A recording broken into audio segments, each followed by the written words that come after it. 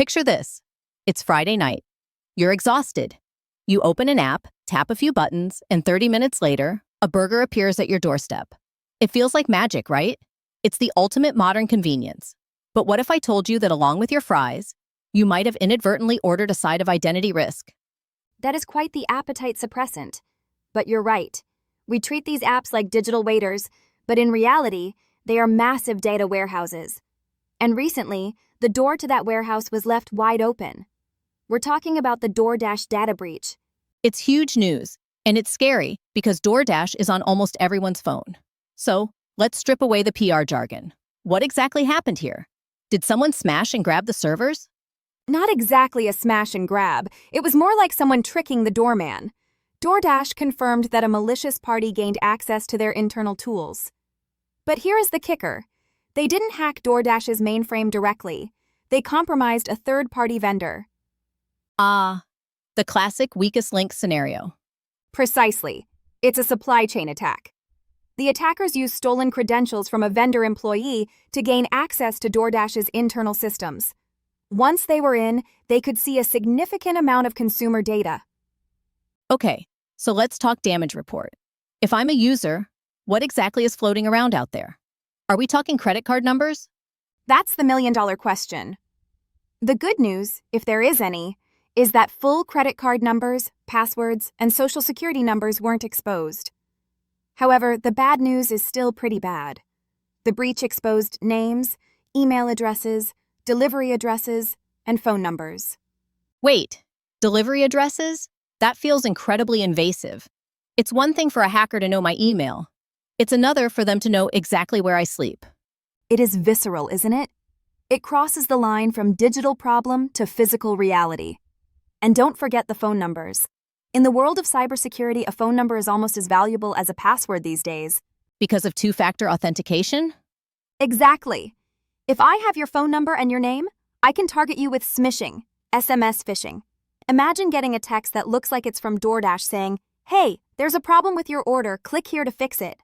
Since you use the app, you trust the context. You click, you log into a fake site, and boom, now they actually do have your password. That is insidious. It leverages our trust in the platform against us. But I want to go back to the how for a second. You mentioned a third-party vendor. How does a tech giant with presumably massive security budgets let a vendor leave the back door open? It's the complexity of the modern tech ecosystem. No company is an island. DoorDash relies on vendors for customer support, analytics, payment processing, you name it. You can build a fortress, but if you give a key to the guy delivering the milk and he gets robbed, your fortress doesn't matter. That's a terrifying metaphor. It gets deeper. The attackers likely used a sophisticated phishing campaign. They didn't break encryption. They hacked a human. They convinced an employee to hand over credentials. It's a reminder that the most dangerous vulnerability in any system isn't code. It's human psychology. So technically speaking, this wasn't a failure of encryption algorithms or firewalls. It was a failure of process? Correct. It highlights the limitations of technical defenses. You can have military-grade encryption, but if someone logs in with a valid username and password that they stole, the system just thinks it's an employee doing their job. That's why detecting this stuff is so hard. It looks like legitimate traffic until it's too late. So, for the millions of people listening who might have used DoorDash, what is the fallout? Is this just an annoyance, or should we be panicking? Panic is rarely useful, but hypervigilance is required.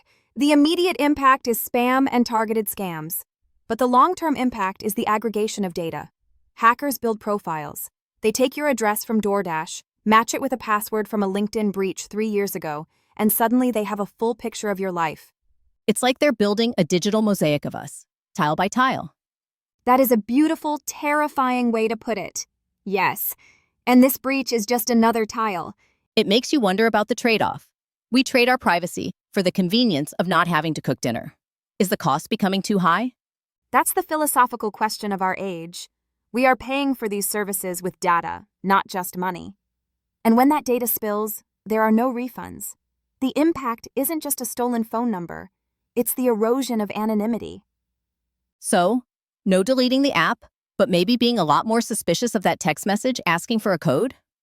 100%. Treat every unsolicited message as hostile until proven otherwise. And maybe, just maybe, change your passwords now and then. Solid advice. It seems the convenience economy comes with a hidden tax: eternal vigilance. And that is a tax we are all going to be paying for a long time. Well, on that cheerful note, check your security settings, everyone. We'll see you next time. Stay safe out there.